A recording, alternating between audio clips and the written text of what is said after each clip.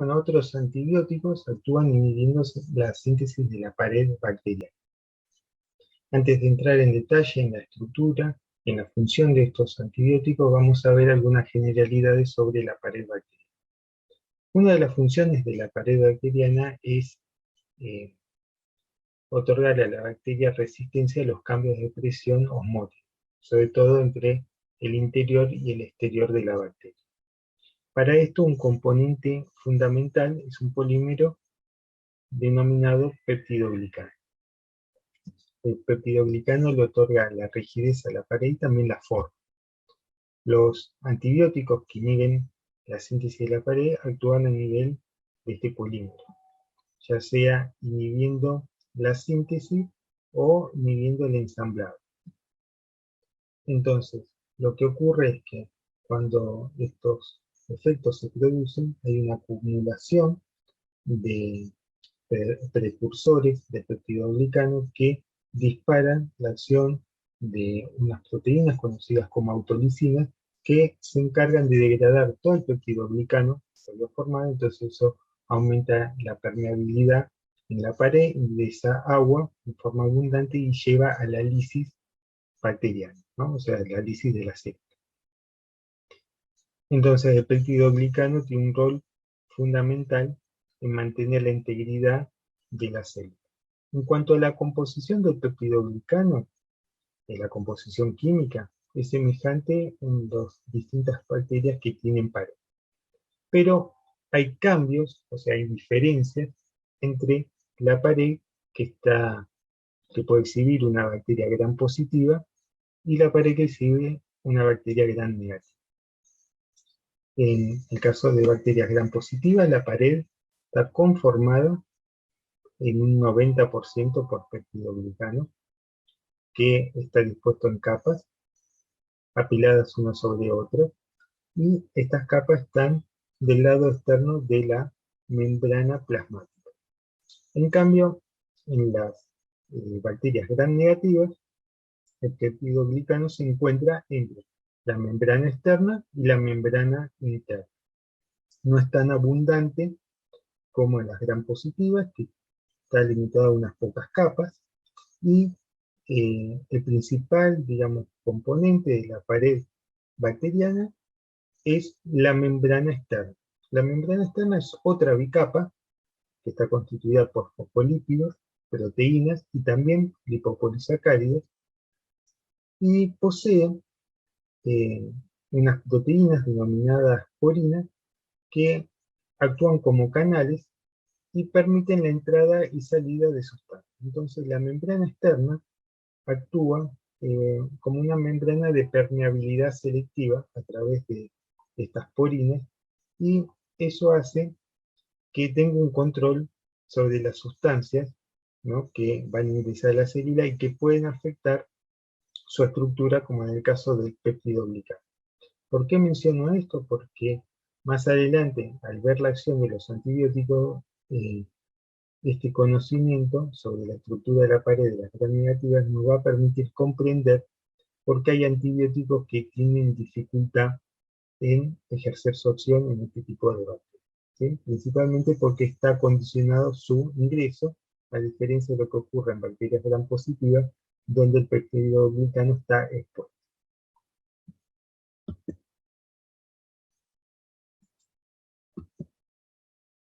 Bueno, los antibióticos beta-lactámicos es una gran familia de compuestos con actividad antimicrobiana. Posiblemente sea una de las más grandes.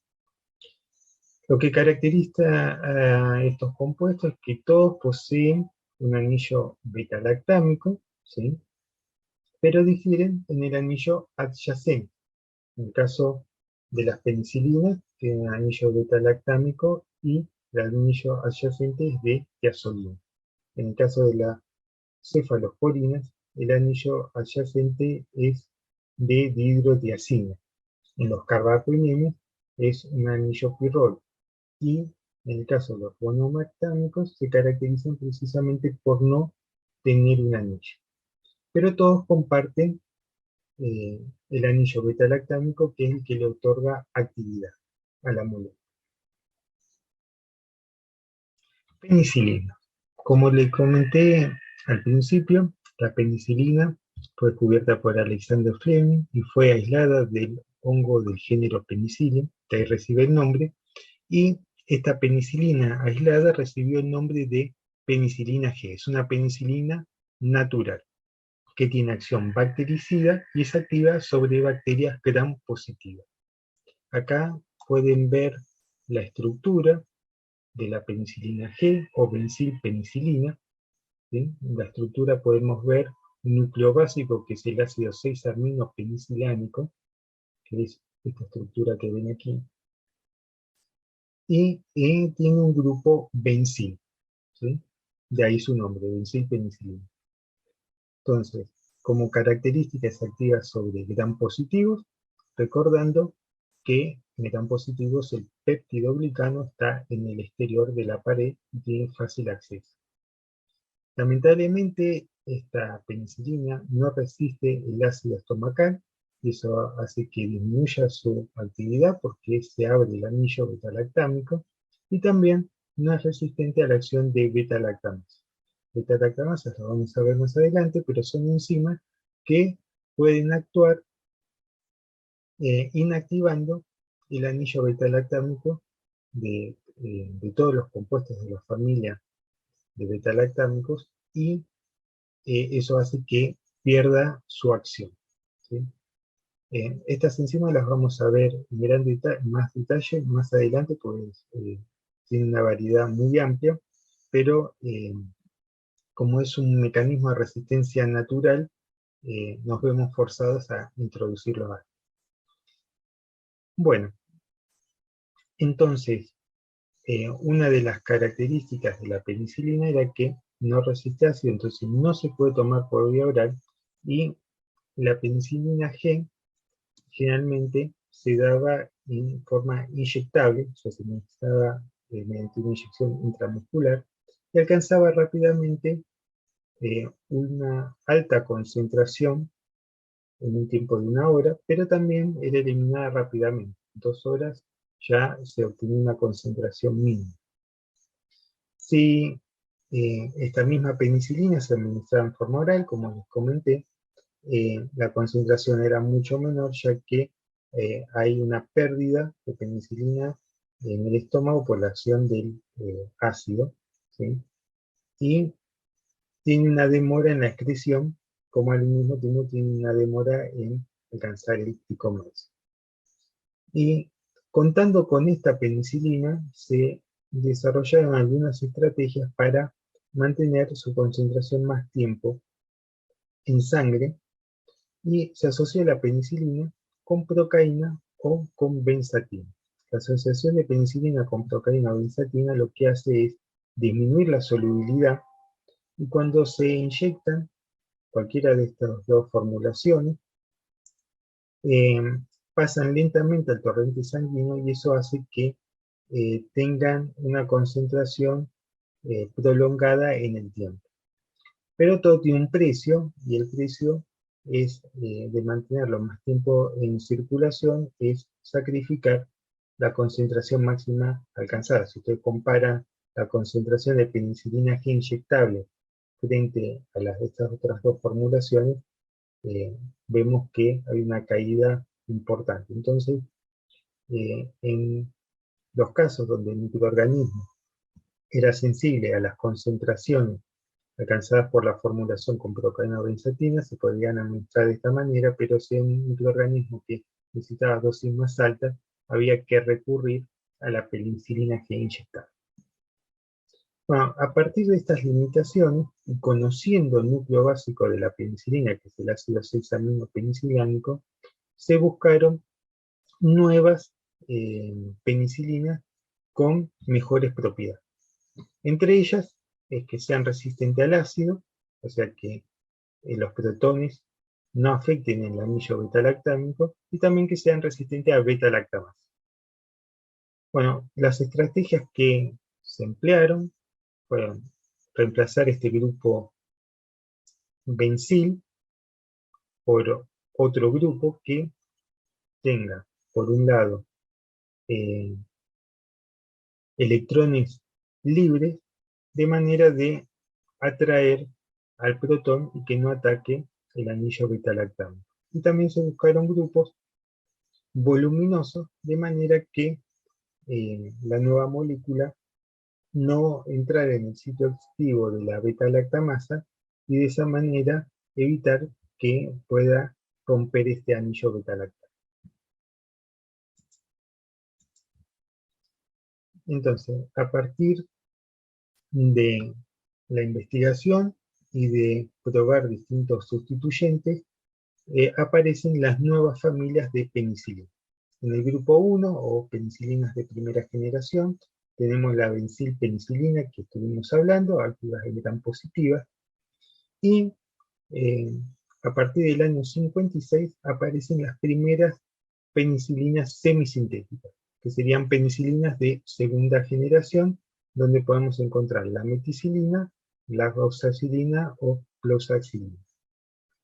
Las características de estas nuevas penicilinas es que ahora se pueden administrar por vía oral, o sea que son resistentes a ácidos, tienen grupos con pares de electrones libres, y también grupos voluminosos, y ahora aparecen las penicilinas que son resistentes a beta-lactamasa. Este fue el primer avance, pero siguen estando limitadas a microorganismos gram positivos.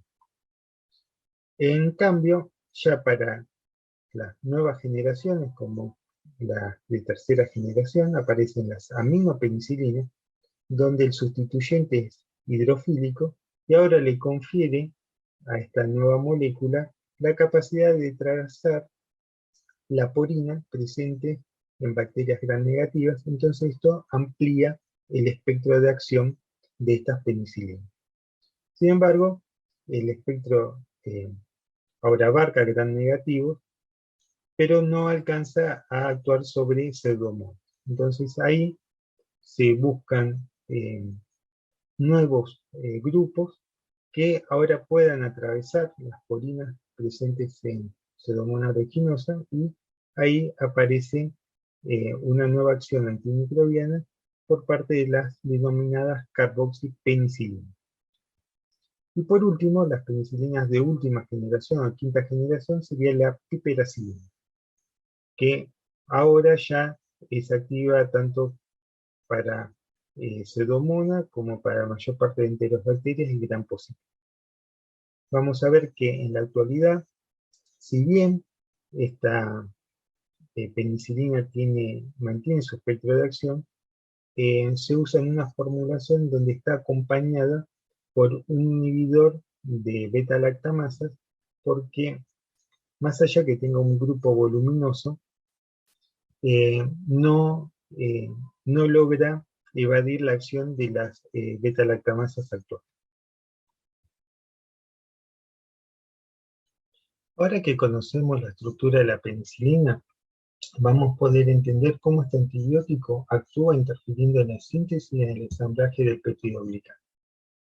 Como les había adelantado, el peptidoglicano es un polímero, está constituido por unidades repetitivas de un disacárido, formado por el ácido N-acetilglucosamina y N-acetilmurámico.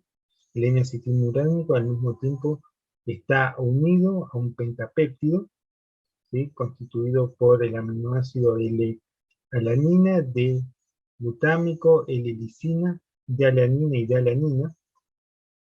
Esto en general en gram positivos, y en gram negativos puede haber un cambio. En vez de tener una L-lisina puede haber otro compuesto que es el ácido mesodiaminopimélico. Entonces,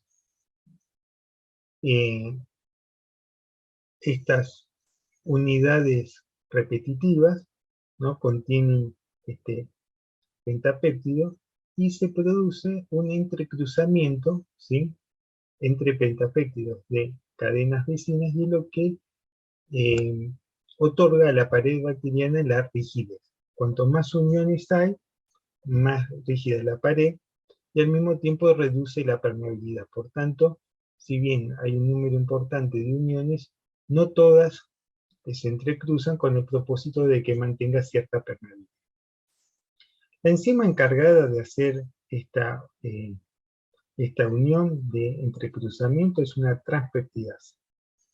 Y también se la conoce como proteína ligadora de penicilina, ya que esta transpeptidasa es el blanco de acción de la penicilina y por eso recibe ese nombre. Nosotros acá vemos una representación donde muestra que en el entrecruzamiento se produce entre el tercer aminoácido del pentapéptido de una cadena con el cuarto aminoácido de la cadena vecina. Y según la especie puede haber variaciones en esta unión. En el caso de Staphylococcus aureus, la L-lisina puede estar unida con la D-alanina a través de un puente de glicina, o en los gram negativos puede estar sustituida esta L-lisina por este ácido mesodeamina pimélico y formar directamente una reacción, una unión con la D-alanina. Ahora que conocemos cómo se forman estos entrecruzamientos, vamos a poder entender cómo es que la penicilina actúa. En el primer caso vamos a ver el mecanismo catalizado por la enzima transpeptidasa, haciendo la unión cruzada entre las cadenas peptídicas de peptidoglucanos adyacentes. Este es un ejemplo donde vemos Staphylococcus aureus, ¿sí? Y vamos a ver la unión entre el cuarto aminoácido de D-ala con el tercero de lisina a través de un puente de glicina. Entonces, este es el sitio activo de la transpeptidasa. Vemos que en el sitio ingresan los dos últimos aminoácidos, el cuarto y el quinto, que tienen D-alanina. La enzima lo que hace es romper el enlace peptídico, entonces se libera uno de los aminoácidos, el D-ala, que está en la posición 5, y el siguiente paso de la enzima es hacer una reacción peptídica entre la D-alanina de la cuarta posición con la glicina que está unida a la lisina de la cadena vecina, ¿sí? Entonces ahí se produce la unión peptídica que une a las cadenas de peptidoglucano adyacente. Ahora, el antibiótico lo que hace, en particular la penicilina y todos los betalactámicos, es interferir con esta enzima. ¿Cómo lo hace? Bueno, fíjense en acá que tenemos la estructura de ala, y si la comparamos con la estructura de la penicilina, guardan muchas semejanzas, sobre todo la posición del carbonilo, del nitrógeno, del carboxilo, y esta semejanza hace que la penicilina entre en el sitio activo de la transpeptidasa, pero cuando interacciona con el grupo serina, forma un enlace covalente permanente y lo que termina haciendo es bloquear la acción de la enzima. Entonces, esta unión covalente termina anulando al sitio activo y por tanto ya esta enzima no va a catalizar más la reacción de transpeptidación. De esta manera es como actúan todos los betalactámicos a nivel de la enzima transpeptidasa. Bueno, finalmente puedo comentar que las penicilinas, si bien tienen un buen desempeño a nivel de la inhibición de bacilos gram positivos y con las nuevas generaciones de las gram negativos, sí tienen algunos efectos adversos y por tanto no puede ser administrada en toda la población, por tanto van a requerir de otros antibióticos para que actúen como antimicrobianos. En particular, las penicilinas pueden interaccionar con proteínas y desarrollar una reacción, digamos, alérgica, ¿sí? Que en algunos casos puede ser grave, que puede llegar a, sobre todo en el peor de los casos, a un shock anafiláctico, donde la persona puede llegar a padecer un cuadro de asfixia, puede dar picación, puede dar diarrea, o brotarse o hincharse. Por esos motivos, siempre antes de administrar este fármaco es necesario hacer una prueba si presenta algún tipo de sensibilidad. Si la presenta, no puede recibir este tratamiento antimicrobiano. Otra familia importante dentro de los antibióticos beta-lactámicos son las cefalosporinas. Originalmente las cefalosporinas fueron descubiertas por Giuseppe Brozzo en el año 45 y fueron aisladas de un hongo que es el Cephalosporium acremone. Este hongo puede producir 3 cefalosporinas denominadas P porque actúan frente a gram positivo, cefalosporina N que actúa frente a gram positivos y gram negativos y cefalosporina C. Esta última, si bien es menos efectiva que las otras dos que mencioné, posee una estructura que permite realizar modificaciones y obtener otras cefalosporinas con mejor actividad. Acá podemos ver la estructura de la cefalosporina C y se basa en un núcleo de ácido 7-aminocefalosporánico y posee en su estructura dos residuos, ¿sí?, que para las futuras generaciones van a ser modificados y va a dar lugar a otras cefalosporinas. Entonces, las cefalosporinas tienen acción bactericida y también presentan un espectro de acción mucho más amplio comparados con las penicilinas. Son también más resistentes a la acción de penicilasa que proceden de Staphylococcus aureus, ¿sí? Entonces, si vemos la estructura, este es el núcleo básico del ácido 7-aminocefalosporánico, ¿sí? Y sustituyendo en el residuo 1, lo que se logra es obtener cefalosporinas con mayor vida media. Y sustituciones en el residuo 2 pueden aumentar el espectro de acción y mejorar también la estabilidad frente a beta-lactamasas y también la afinidad por la molécula blanca. Al igual que vimos con las penicilinas, a través de estas modificaciones surgen distintas generaciones de cefalosporinas. Las cefalosporinas de primera generación se caracterizan por ser de administración oral, por tanto son resistentes a ácidos, son más estables frente a beta-lactamasas de bacterias gram negativas como puede ser Escherichia coli y tienen mayor acción sobre bacterias gram positivas, ¿sí? La primera generación es muy activa frente a gram positivas y tiene una ligera actividad o moderada actividad frente a gram negativa.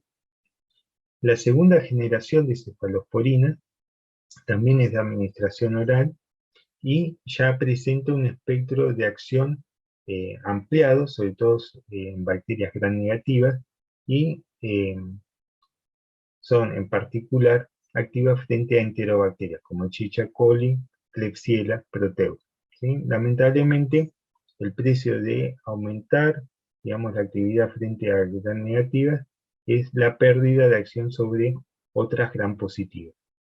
La tercera generación ya muestra una mayor eficacia sobre bacterias gram negativas, incluyendo Pseudomonas aeruginosa. Ceftazidima es uno de los antibióticos que mejor representa esta generación, el más usado en infecciones respiratorias, ya que es efectiva contra Pseudomonas aeruginosa.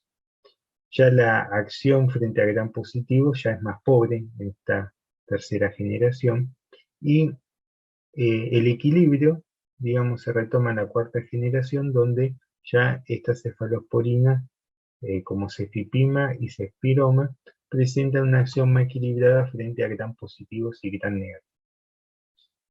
Actualmente se está hablando de una quinta generación, gracias al desarrollo de nuevas cefalosporinas, donde se destacan ceftarolina y ceftobiprol. En este caso, ceftarolina está aprobada por la FDA y ceftobiprol solo se comercializa en Europa y son considerados antibióticos de última línea. O sea, última línea es que cuando todos los antibióticos testeados no son útiles para controlar una infección, estos antibióticos de quinta generación se emplean como última alternativa. Otra familia más reciente de betalactámicos son los carbapenemes, ¿sí? Estos fueron descubiertos en el año 76, fueron aislados a partir de Streptomyces clatreva, y el activo es tinamicina. Tinamicina se considera el antibiótico natural más efectivo contra bacterias, ya sea gram positivas o gram negativas. Los carbapenemes poseen un espectro de acción que es el más amplio comparado ya sea con penicilinas y cefalosporinas. También presentan resistencia a beta-lactamasa y por su estructura, ¿sí?, ya sea por tamaño y también por carga, pueden atravesar porinas y acceder a las proteínas ligadoras de penicilina, que es el blanco de acción de todo beta-lactámico, ¿sí? Y una ventaja que también tiene los carbapenemes es que tiene afinidad ya sea por las PBP presentes en gram positivas y en gram negativas, y también son activos contra bacterias anaeróbicas. Y debido a que en los centros nosocomiales, o sea, hospitales, hay una alta, digamos, porcentaje de bacterias que presentan multiresistencia, estos antibióticos aún son efectivos contra esas bacterias y por tanto también son considerados antibióticos de última línea. Los más conocidos dentro de los carbapenemes tenemos a imipenem y meropenem. En el caso de imipenem se administra junto a otro fármaco que es cilastatina, y la acción de la cilastatina no es antimicrobiana, sino que imipenem es degradada por una enzima renal que es una deshidropeptidasa, y para evitar que esto ocurra y aumentar la vida media del imipenem, se agrega este fármaco que inhibe esta enzima. Y lamentablemente, al haber ya algunas bacterias con resistencia a imipenem, se desarrolló otro antibiótico que es meropenem, que es más activo contra esos patógenos. También ya está aprobado el uso de doripenem, que es, digamos, uno de los últimos carbapenemes desarrollados.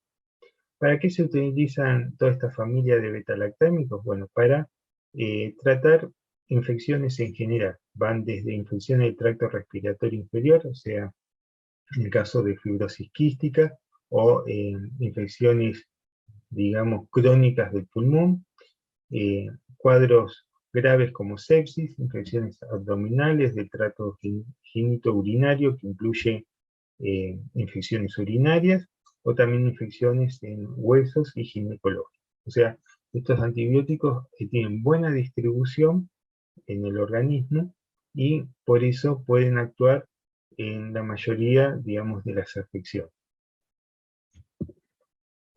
Bueno, monobactámicos. Esta sería la familia más reciente de los betalactámicos. Fueron descubiertos en el año 1981. Se obtuvieron a partir de Chromobacterium violaceo. En general, los monobactámicos presentan como característica poseer un anillo beta-lactámico, ¿sí? Pero a diferencia de todos los que vimos antes, como las penicilinas, cefalosporina y carbapenem, no presentan un anillo adyacente al beta-lactámico, ¿sí?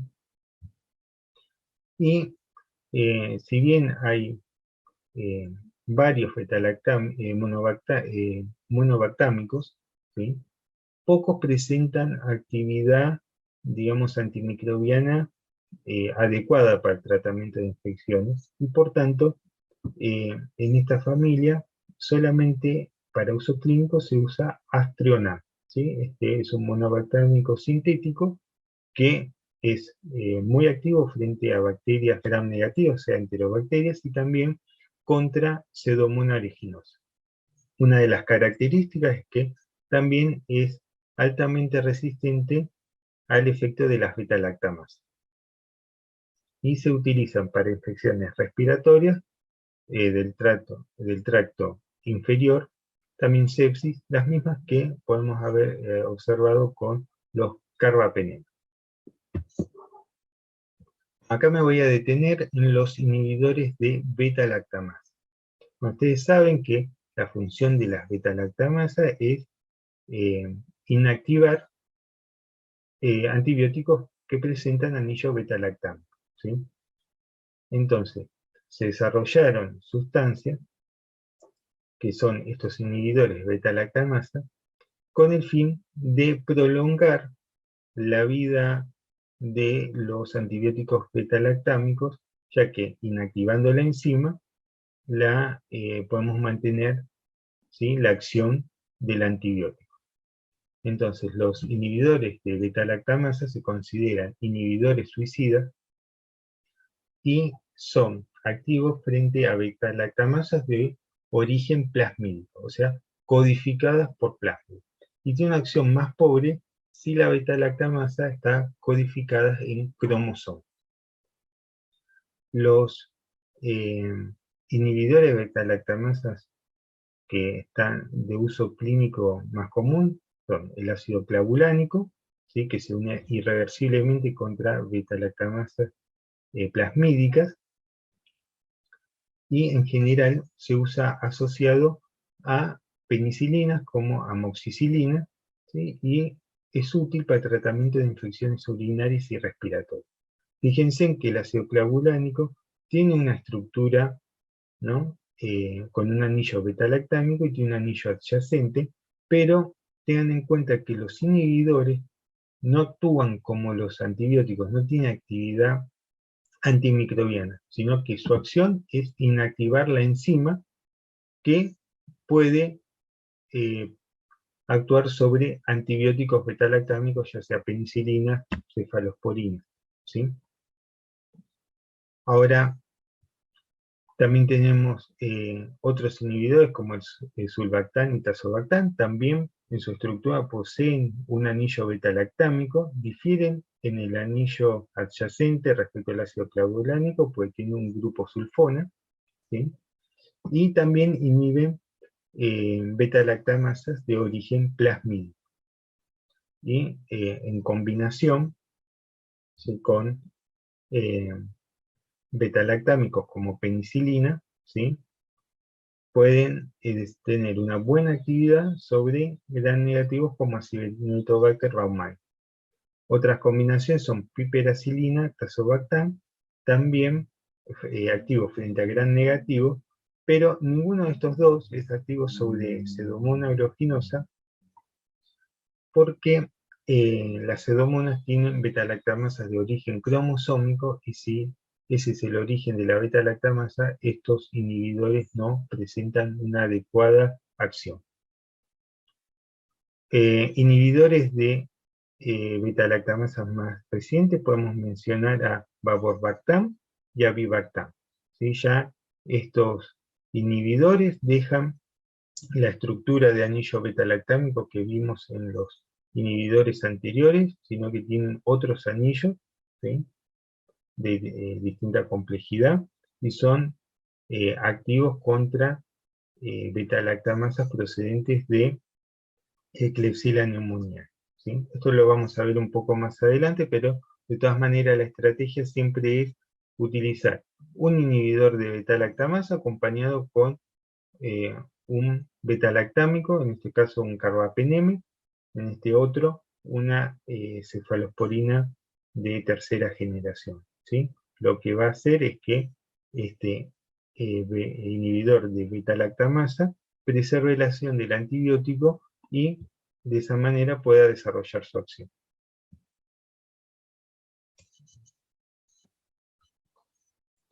Otros antibióticos que inhiben la síntesis de la pared celular, pero que no pertenecen a la familia de los beta-lactámicos, son los glicopéptidos. Entre ellos, el más conocido es vancomicina y también tecoplanina. En particular, vancomicina es un antibiótico que fue aislada de bacterias del género Actinomyces. Tiene una estructura compleja compuesta de un péptido tricíclico glicosilado, y este antibiótico es efectivo para el tratamiento de bacterias gram positivas, pero en particular de Staphylococcus aureus resistente a meticilina. Lo que hace este antibiótico, a diferencia de los beta-lactámicos, no es actuar a nivel de la transpeptidasa, o sea, la proteína ligadora de penicilina, sino es que actúa uniéndose a la porción pentapeptídica del peptidoglicano. Ustedes recuerdan que el peptidoglicano es un polímero compuesto por subunidades repetitivas. En estas subunidades tenemos un pentapéptido. La vancomicina se une a la porción terminal, digamos al aminoácido cuarto y quinto, que está caracterizado por tener D-ala y D-ala, y al unirse a estos aminoácidos, bloquea la acción de la enzima, ¿sí? No es que actúa la vancomicina en el sitio activo de la enzima, sino que al bloquear al péptido, la enzima no puede hacer la reacción de transpeptidación. Entonces, de esa manera, no se pueden formar los intracruzamientos y aparece el límite. Lamentablemente, este antibiótico comenzó a ser tolerable en bacterias y eso se evidenció a partir del año 2002. A partir de este año comenzaron a observarse resistencia al tratamiento con vancomicina, que por muchos años esto no se había observado, y hace que el tratamiento de los Staphylococcus aureus resistentes a meticilina sea más dificultoso. Como otros antibióticos, como ocurre con la penicilina, vancomicina tiene efectos adversos y se puede dar fiebre, reacciones alérgicas o afecciones en el oído, que es la ototoxicidad, o afecciones en el riñón, que es nefrotoxicidad. Por tanto, son antibióticos que son prescritos por el médico y se administran bajo la supervisión de personal competente. Quinolonas.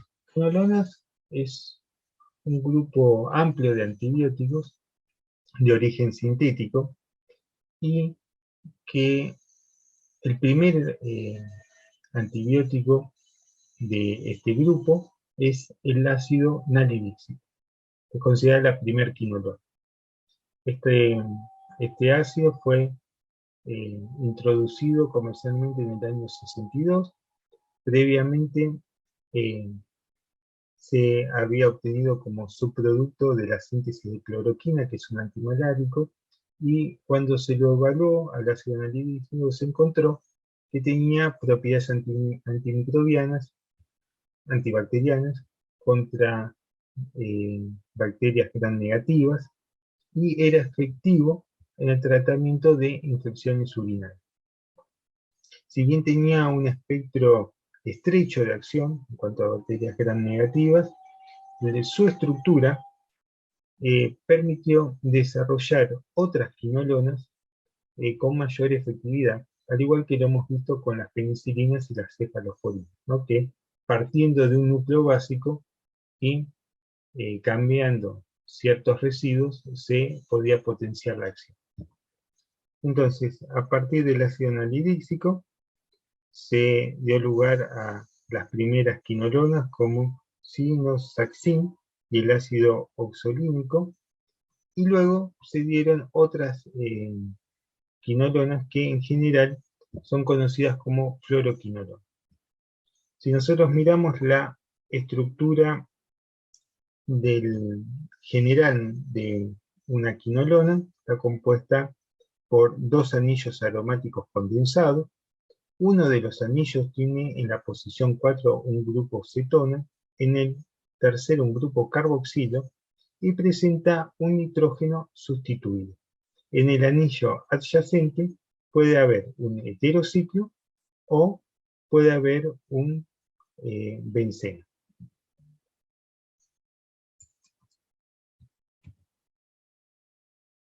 Si nosotros acá vemos en detalle la estructura, ¿sí? Vemos que cada grupo ejerce una función. Por ejemplo, el grupo cetona y carbonilo son cruciales para unirse a la enzima, que es el blanco de acción. En el caso de las fluoroquinolonas son topoisomerasas o dimetilasa, que ya lo vamos a ver en el próximo slide. Otros sustituyentes, por ejemplo el R2, interactúa con el sitio activo. El R1 y R7 están relacionados con la eficacia del antibiótico y su farmacocinética. Las posiciones R5 y R8 aumentan la actividad con gram positivos, ¿sí? También con bacterias anaerobias. Y también podemos ver que la sustitución por un flúor en la posición 6 aumenta la actividad antibacteriana y su acción contra girasa. Por eso vamos a ver que las quinolonas de primera generación está representado por el ácido nalidíxico. A partir de esta estructura se obtiene esta otra que es la base para el desarrollo de la siguiente generación, que es el esqueleto 4-quinolona. Entonces acá podemos ver que la segunda generación ya contiene una sustitución con flúor, entonces da lugar a las fluoroquinolonas. Entre ellas, norfloxacina y ciclofloxacina representan esta generación. Norfloxacina es comúnmente administrada para tratar infecciones urinarias. Prácticamente se usa como un tratamiento empírico, por lo menos en Argentina. Si se sospecha infección urinaria, norfloxacina es uno de los antibióticos de elección. Ciprofloxacina es un antibiótico que tiene además una acción en el tracto respiratorio adecuada.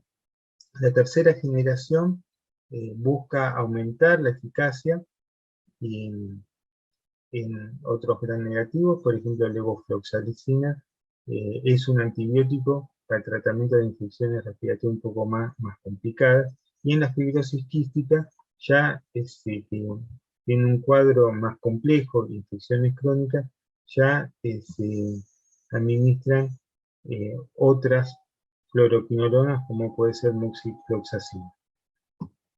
Como vemos en esta representación, las fluoroquinolonas tienen una buena distribución en el organismo, por tanto son adecuadas para el tratamiento de infecciones oftálmicas, del tracto respiratorio, también gastrointestinales, del tracto genitourinario, y también para infecciones blandas de tejidos y infecciones en los huesos.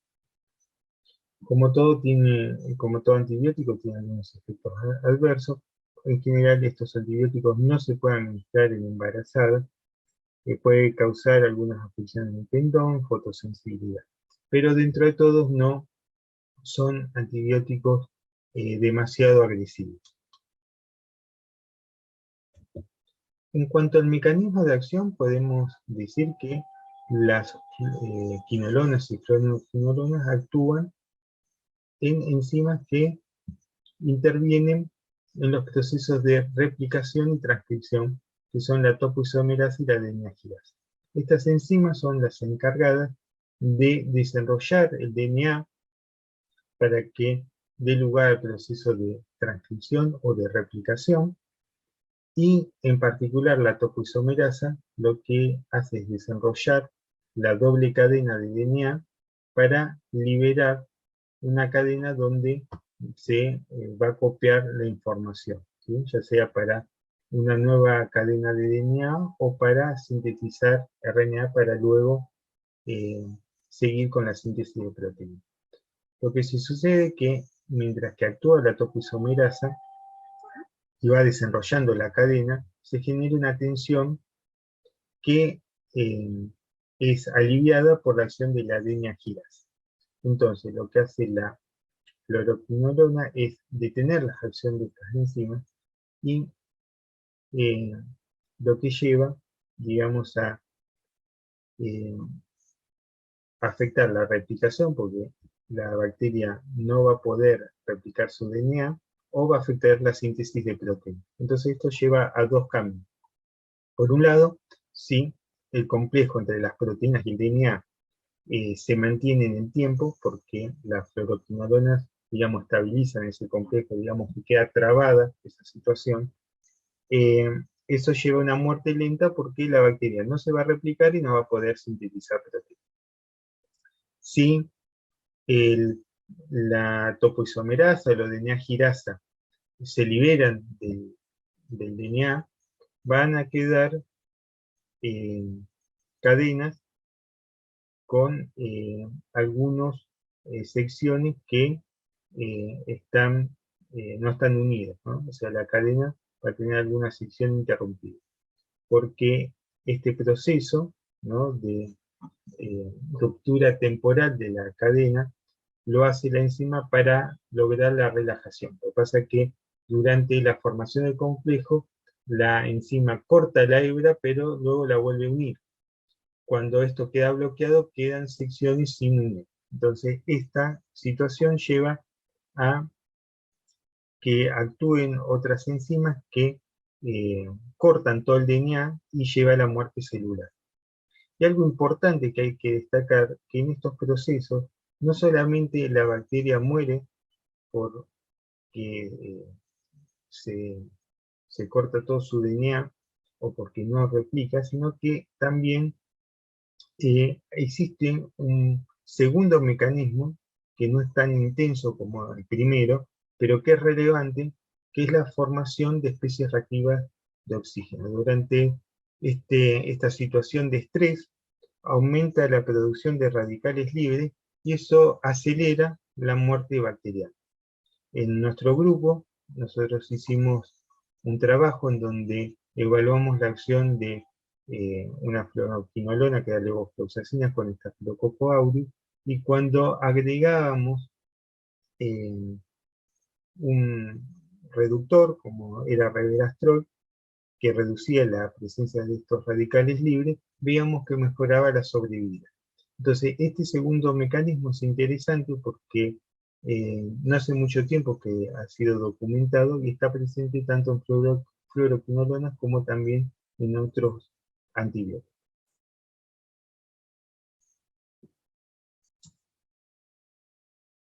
Bueno, los aminoglucósidos son antibióticos que actúan inhibiendo la síntesis de proteínas, son bactericidas y son antibióticos de amplio espectro, ya que actúan sobre gram positivas y gram negativas, y en particular son efectivos contra cepas de Staphylococcus aureus meticilina resistentes. También pueden actuar sobre ciertas micobacterias, por tanto, su uso en el tratamiento de la tuberculosis es adecuado. Los primeros aminoglucósidos que se aislaron procedieron del género Streptomyces griseu. La streptomicina fue introducida en los años 40, mostrando una buena actividad, y posteriormente se obtuvieron otros aminoglucósidos como neomicina y cannamicina. Pero la producción de aminoglucósidos no está limitada solamente al género Streptomyces, sino que otro género bacteriano, Micronomospora, es capaz de producir antibióticos semejantes donde se destaca gentamicina. En la actualidad se han sintetizado nuevos aminoácidos que tengan mejor acción, como la plazomicina, que este antibiótico fue recientemente aprobado por la FDA de Estados Unidos y su función tiene la de resistir la acción de enzimas que provocan la pérdida de la actividad de los aminoglucósidos, que es un mecanismo de resiliencia que vamos a ver más adelante. El tratamiento en general de infecciones es semejante al que vimos con penicilinas y cefalosporinas. Los principales aminoglucósidos son gentamicina, micacina y tobramicina. Este último se utiliza en infecciones respiratorias crónicas por vía inhalatoria. En fibroquístico muestra una excelente acción y es un tratamiento altamente recomendado y necesario para este tipo de pacientes. Otras infecciones que se utiliza los aminoglucósidos para tratarlas son infecciones de tracto urinario, sepsis, neumonía, enfermedad de transmisión sexual. Como ven, todos estos antibióticos tienen una amplia acción, entonces puede emplearse para el tratamiento de infecciones complicadas. En cuanto a su estructura, debemos mencionar que son azúcares con grupos aminos, pero concretamente tendríamos que decir que son aminoazúcares que están unidos a un alcohol cíclico, ¿sí? Y la diferencia en la estructura entre los distintos aminoglucósidos es cómo se da las sustituciones de los aminoazúcares en torno a este alcohol cíclico. En cuanto a su mecanismo de acción, habíamos comentado que inhiben la síntesis de proteínas. Lo que hacen concretamente es actuar en 3 niveles. Por un lado, inhibe la formación del complejo de iniciación del ribosoma. Tiene otra acción que es que a medida que se va logrando la traducción, o sea, generando la cadena peptídica, va introduciendo errores de lectura, entonces hay cambios en los aminoácidos, entonces se producen proteínas alteradas. Y también puede provocar la terminación abrupta de la síntesis de las proteínas. Todo esto lleva, por un lado, no solamente a disminuir la síntesis de proteínas, afectarla, sino también a formar proteínas alteradas que, si su ubicación es en la membrana, pueden aumentar la permeabilidad. Entonces eso acentúa la acción del aminoglucósido, ya que aumenta la concentración intracelular e intensifica su efecto de inhibición de la síntesis de proteínas. Las polimicinas son antibióticos que actúan desestabilizando la membrana de bacterias gram negativas. Son péptidos cíclicos, originalmente aislados de Panicbacillus polimixa. Existen 5 tipos de polimixinas, la más conocida es la polimixina E, denominada colistina. Entre las polimixinas difieren en la composición de aminoácidos, y la colistina en particular comenzó a comercializarse en el año 59. Fue una opción terapéutica muy buena contra bacilos gram negativos, se empleó hasta los años 70 y se dejó un tiempo de lado debido a que se observaban efectos secundarios adversos en los pacientes que la empleaban, pero con la emergencia de bacterias multiresistentes como Klebsiella pneumoniae, Acinetobacter baumannii, se la volvió a utilizar porque pasó a ser un antibiótico de última línea. ¿Cómo actúan las polimicinas? Bueno, son péptidos catiónicos, lo que hacen es desplazar a los iones calcio o magnesio que se encuentran presentes entre los lipopolisacáridos. Los lipopolisacáridos tienen grupos fosfatos con carga negativa y las polimicinas interactúan con ellos, y lo que hacen es deformar la membrana, lo que lleva a aumentar la permeabilidad, y hay un ingreso mayor de agua y se produce la lisis bacteriana.